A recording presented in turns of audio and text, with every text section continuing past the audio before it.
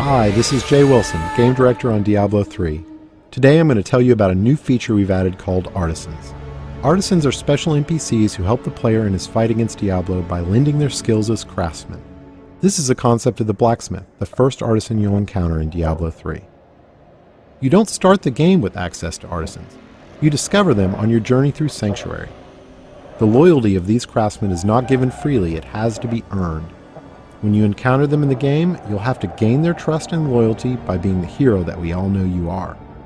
Once you've gained their trust, they will follow you throughout your adventures, aiding you any way that they can.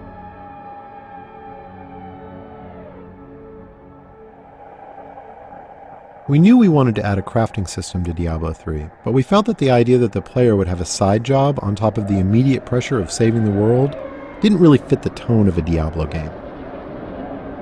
We also didn't want the player to have to spend a ton of time banging on an anvil when they should be out killing things. So instead, artisans will do the crafting for you. As you can see, the blacksmith has set up shop in New Tristram and is ready to help out.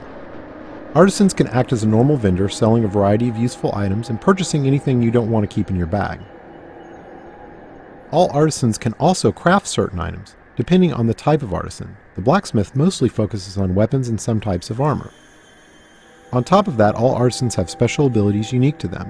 The blacksmith can repair items, but most importantly, he can add gem sockets to some item types that do not already have sockets, regardless of the quality of the item. In addition, all artisans have training options so you can upgrade them and talk options for that all-important gossip about what's happening in the world of Sanctuary. Let's talk about crafting first. Crafted items are meant to be an alternate way for the player to acquire items. Artisans learn recipes for items as they level up, but some of the best recipes are found in the game world as drops off of monsters. Once an artisan has learned a recipe, he can craft it as long as you provide the materials and some gold to cover his expenses.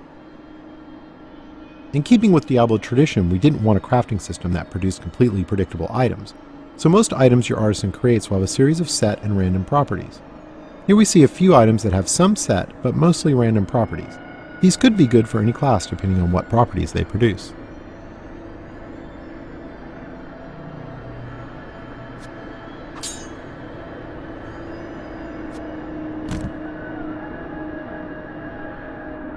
The main special skill of the blacksmith is his ability to add gem sockets to specific item types. This is regardless of quality of the item, so a rare or legendary weapon could have sockets added to it. This allows gems to be used to a much greater degree in Diablo III than the previous games.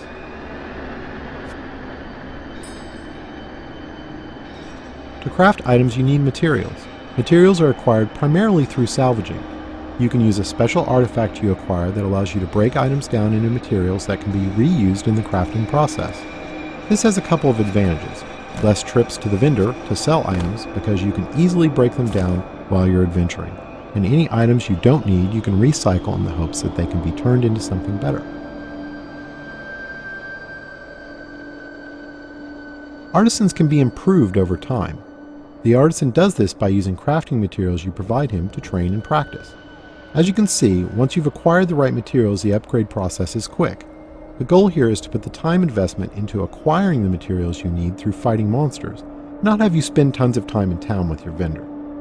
One of the great things about artisans is that they are visualized in the world. As you can see, now that the blacksmith has leveled up, the look of his shop is improved. Here's an example of how much a single artisan can improve throughout the game with this fully upgraded blacksmith. Once you're done dealing with your artisan, you're free to take your newly acquired fat loot and return to monster fighting and rainbow viewing.